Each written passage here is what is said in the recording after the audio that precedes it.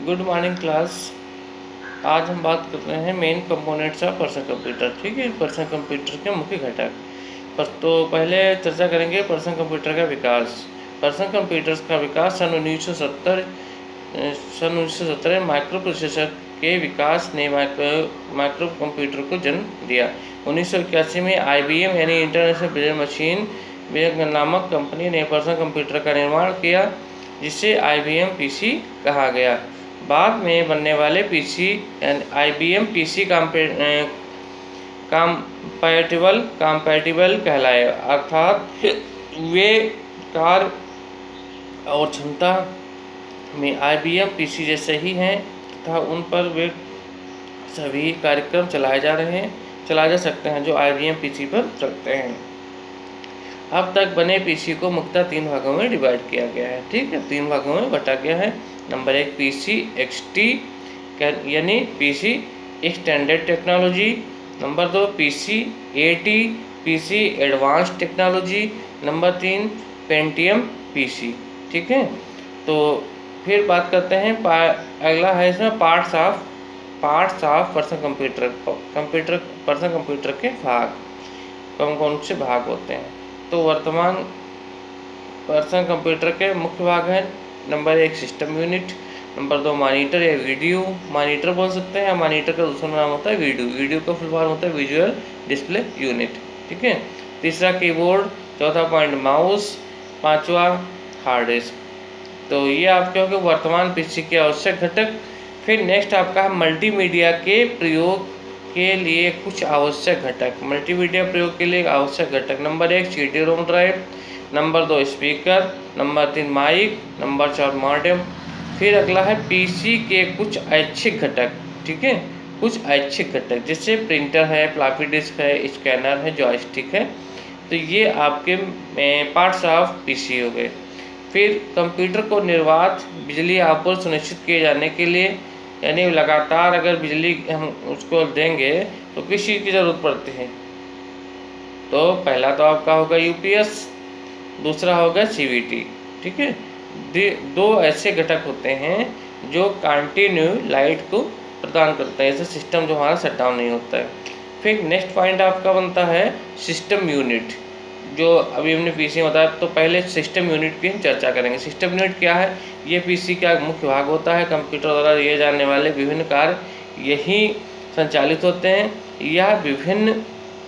यह विभिन्न system software और एप्लीकेशन सॉफ्टवेयर द्वारा नियंत्रित किया जाता है।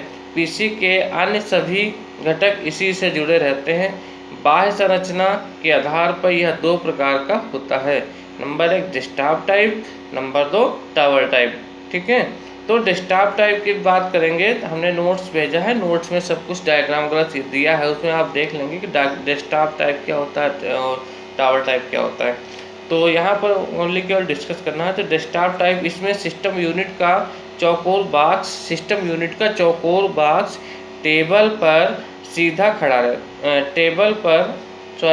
इसमें सिस्टम यूनिट का चौकोर बॉक्स टेबल पर पड़ा रहता है तथा मॉनिटर उसके ऊपर रखा जाता है। यानी उसका जो CPU होता है, CPU को उसका ऐसे रख देंगे और उसके ऊपर सिस्टम कंप्यूटर यानी मॉनिटर उसको रख देंगे।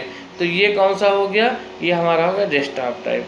ठीक है, फिर टावर टाइप की बात करते हैं। तो आपने देखा होगा कि कंप्यूटर लैब में कंप्यूटर यानी CPU बिल्कुल खड़ा रखा होता है, उसके पास में मॉनिटर होता है, फिर कीबोर्ड होता है, माउस होता है।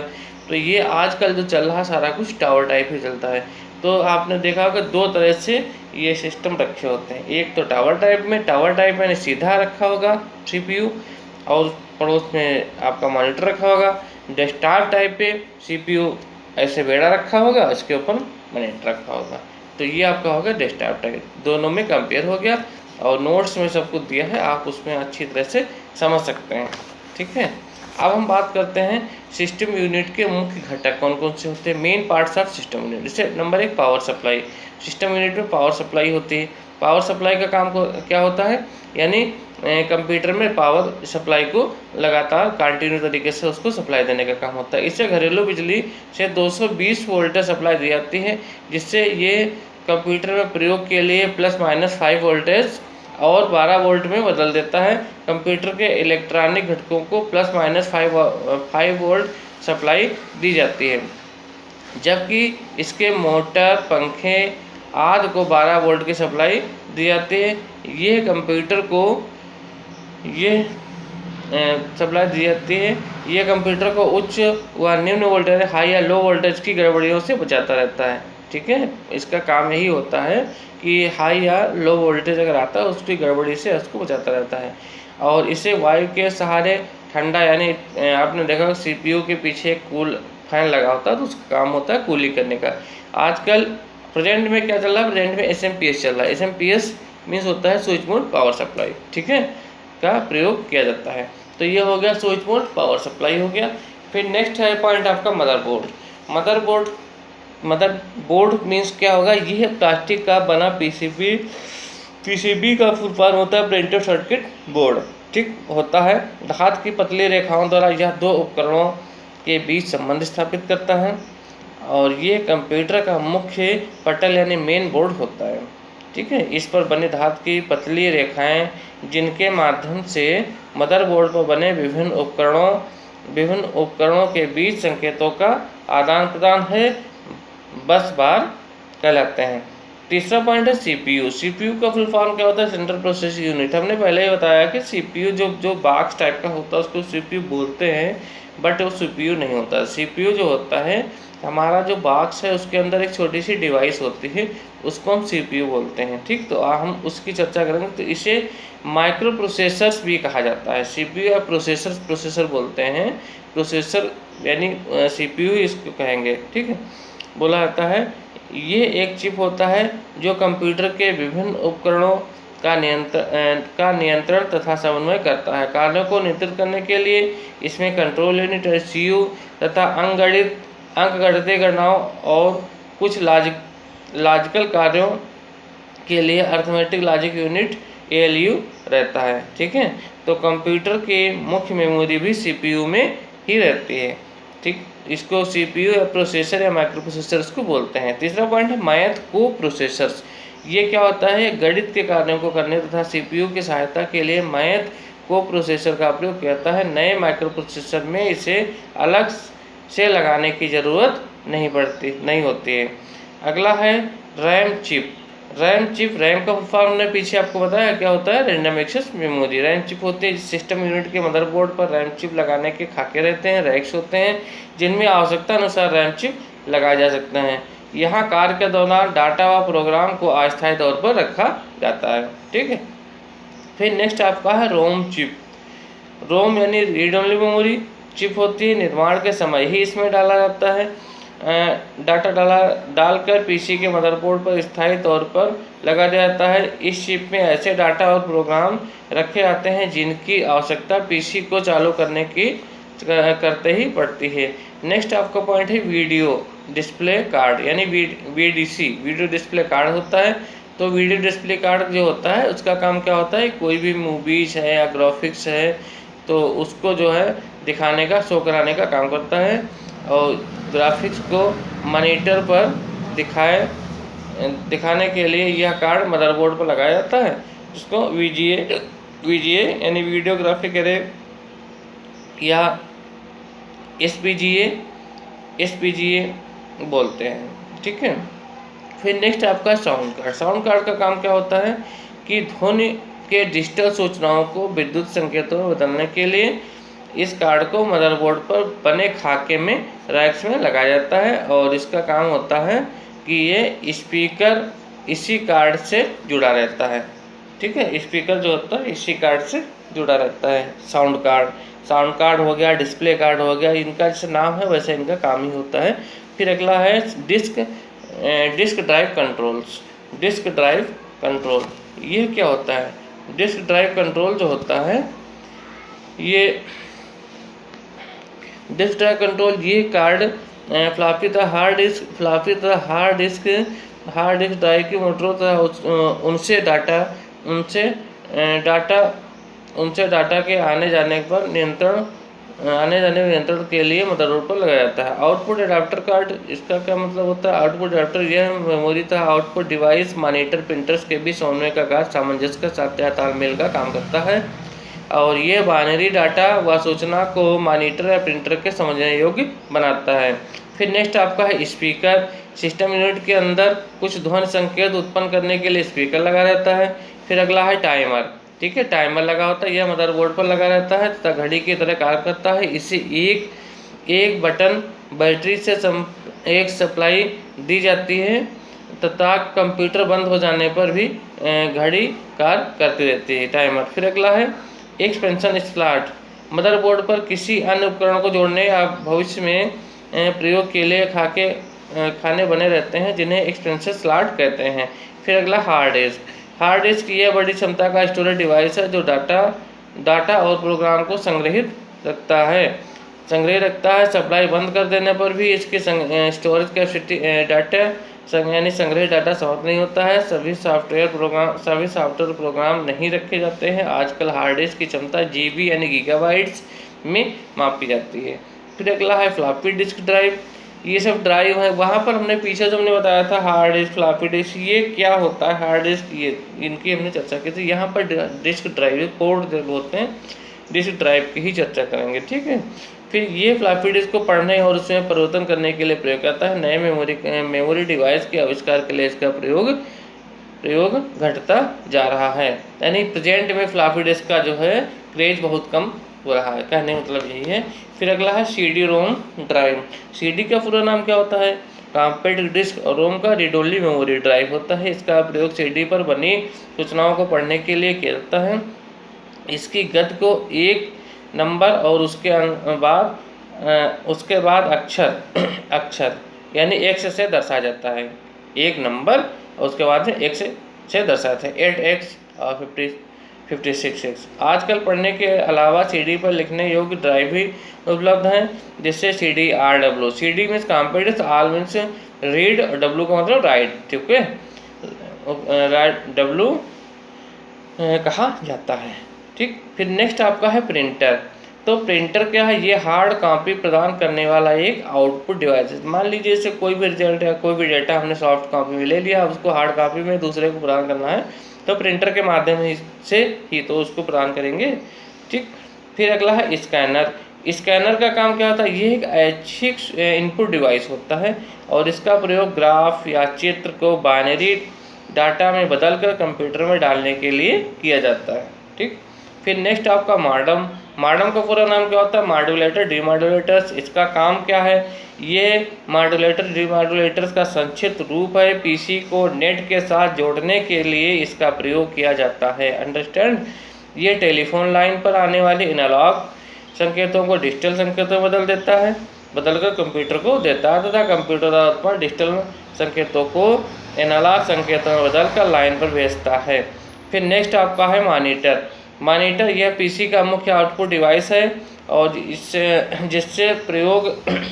जिससे प्रयोगकर्ता और कंप्यूटर के बीच संबंध स्थापित होता है। यह कंप्यूटर में चल रहे कार्यों को दर्शाता है। मल्टीमीडिया में एनिमेशन, चलचित्र यानी मूवी, छायाचित्र या इमेज और रेखाचित्र ग्राफिक्स के चलते इसका महत्व बढ़ गया है।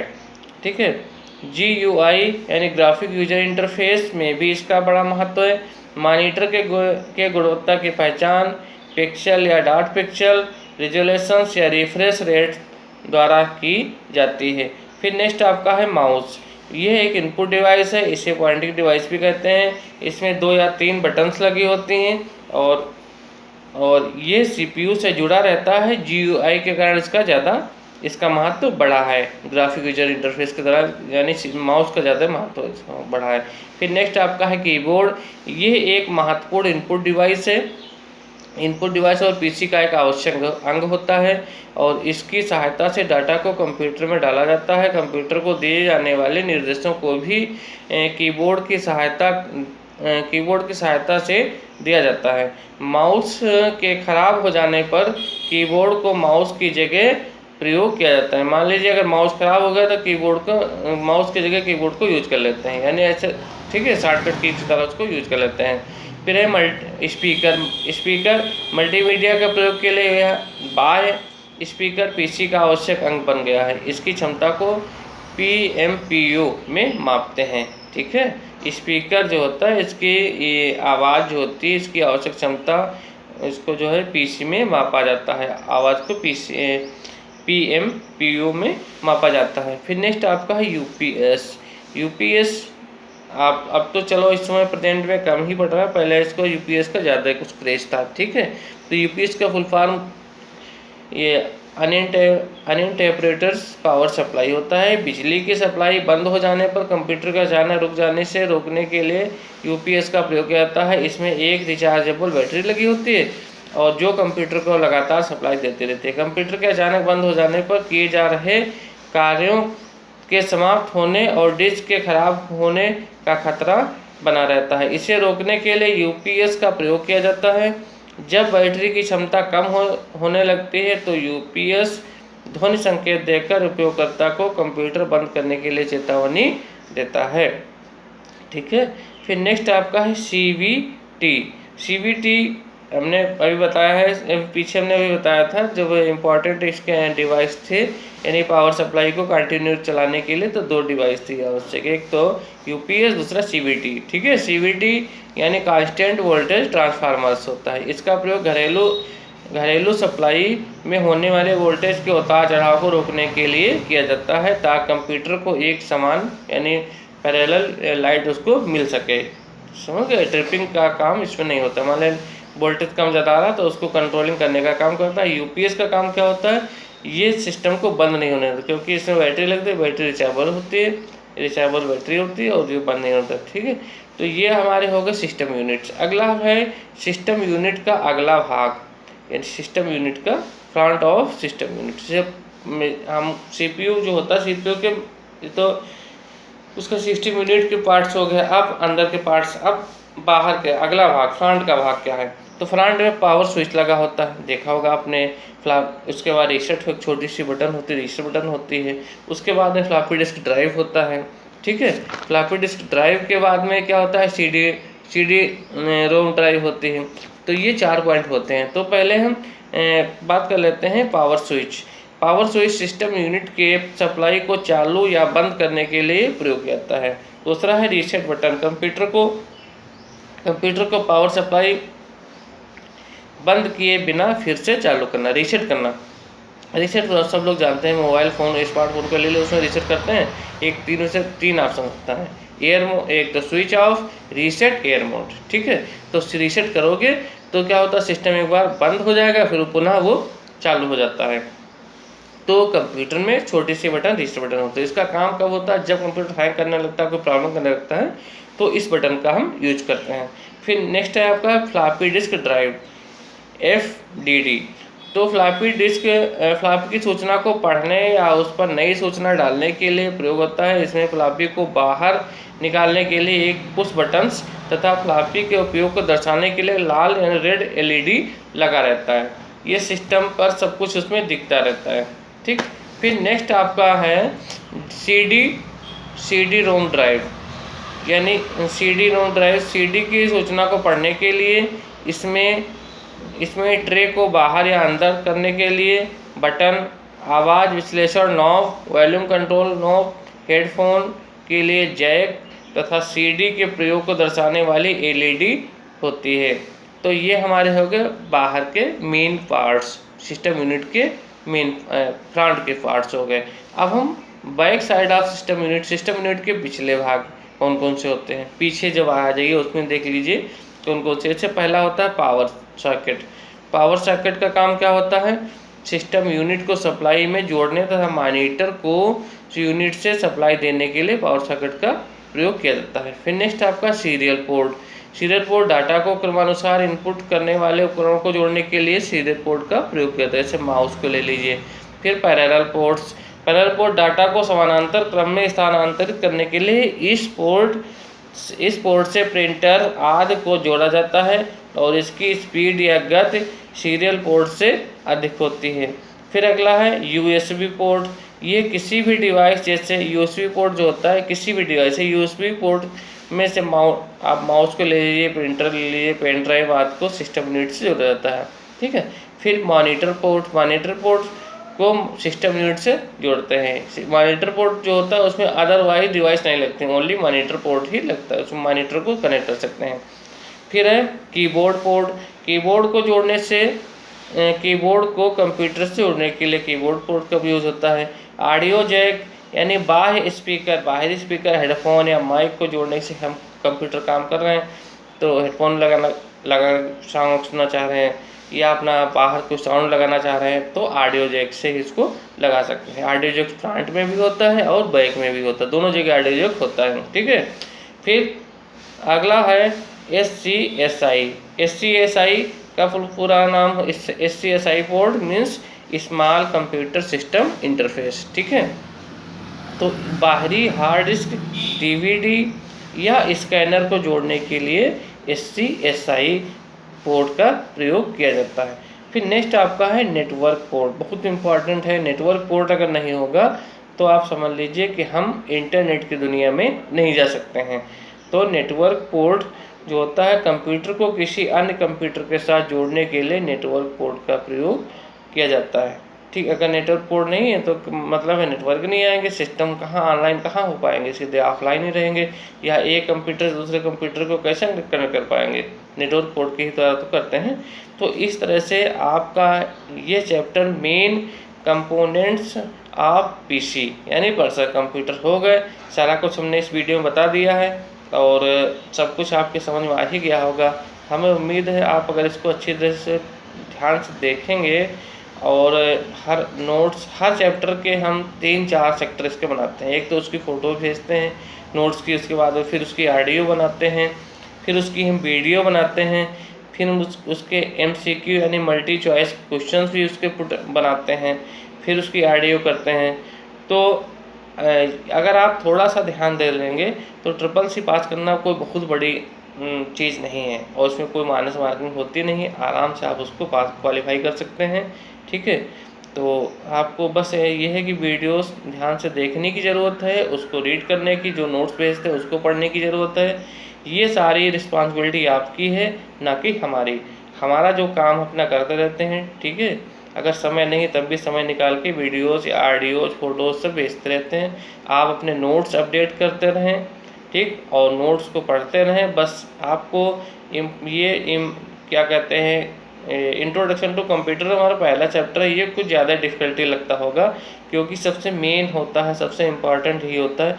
फिर नेक्स्ट जो चैप्टर हैं वो बहुत आसान आपको लगता है क्योंकि वो शॉर्टकट में होते हैं ना, वो आपको ज़्यादा डीप नहीं लगेगा। सबसे डीप यही होता है और इसको हम जो है इसको डीप बना ही देते हैं क्योंकि इसमें बहुत कुछ होता है। ठीक, तो इसमें डीप बना ही देते हैं क्योंकि अगर आपकी पहली जड़ अगर आपकी मजबूत है तो आगे के चैप्टरों को आप आसानी से सॉल्व कर सकते हैं।